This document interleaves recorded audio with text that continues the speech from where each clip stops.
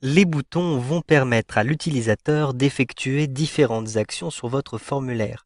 En effet, il sera par exemple possible de naviguer entre les enregistrements, de fermer le formulaire et bien plus encore. Vous allez découvrir comment utiliser ces boutons d'action dans votre formulaire Access 2013. Par exemple, je vais très rapidement générer un formulaire sur mes commandes. Un simple clic ici sur commande. Puis, je vais retrouver ici l'onglet Créer. Puis, je vais cliquer sur Formulaire pour générer rapidement mon formulaire. Je vais maintenant basculer en mode création. Je peux tout simplement cliquer sur cette petite icône mode création. J'ai ici, vous le voyez, le formulaire qui apparaît en mode création. Je vais agrandir la partie qui s'appelle détail de mon formulaire avec un glisser-déplacer à partir de cet endroit-ci. Je vais ainsi pouvoir ajouter dans cette zone de nouveaux boutons d'action. Je me rends à l'intérieur de l'onglet Création et je vais retrouver ici les différents éléments que je peux ajouter, les différents contrôles. J'ai ici, vous le voyez, une petite icône qui symbolise un bouton. Je vais cliquer dessus et je vais créer un premier bouton à cet endroit-ci. Je vais simplement, avec un glisser-déplacer, créer un bouton d'une forme carrée comme ceci. Maintenant, vous le voyez, vous avez plusieurs catégories. Déplacement entre enregistrements, c'est-à-dire aller directement au dernier enregistrement, au précédent, au suivant, au premier enregistrement, rechercher le suivant ou rechercher un enregistrement. Vous avez des opérations que vous pouvez faire sur les enregistrements. Annuler un enregistrement, ajouter un enregistrement, dupliquer, etc. Vous avez aussi des opérations sur le formulaire qui sont accessibles via ces boutons d'action. Par exemple, appliquer le filtre d'un formulaire, fermer un formulaire, etc. Je vous laisse explorer les différentes catégories et les différentes possibilités qui vous sont proposées. Je vais ici simplement cliquer sur déplacement entre enregistrements et je vais choisir ici enregistrement suivant. Donc je vais créer un bouton qui va s'appeler suivant.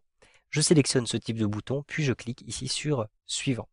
Ensuite, je vais ici soit indiquer un texte qui sera écrit dans mon bouton, donc il me suffira de cocher texte et ensuite de rentrer le texte qui m'intéresse.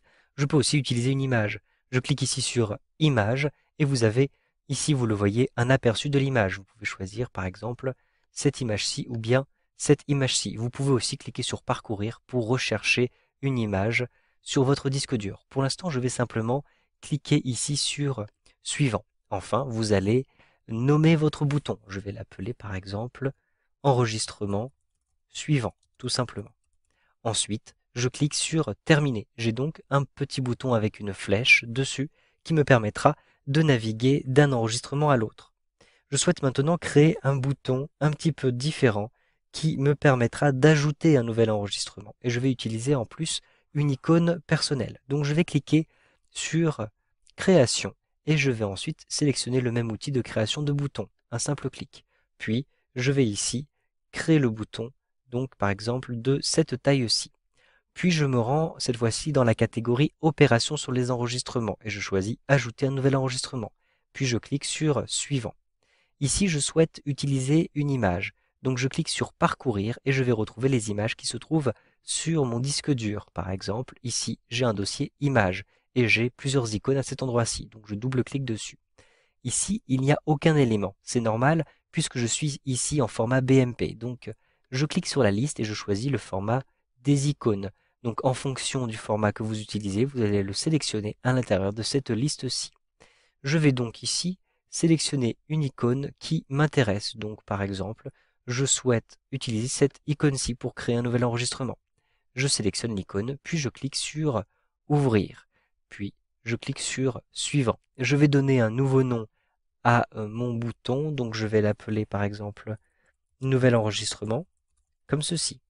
Puis je clique sur Terminer. Vous voyez à quoi ressemble ce bouton. Je peux le déplacer comme ceci avec un glisser-déplacer à l'intérieur de mon formulaire. Maintenant, je vais me rendre dans la vue formulaire. Si je clique à cet endroit-ci, je retrouve l'aperçu de mon formulaire. Je peux cliquer sur le bouton suivant, vous le voyez, pour naviguer d'un enregistrement à l'autre.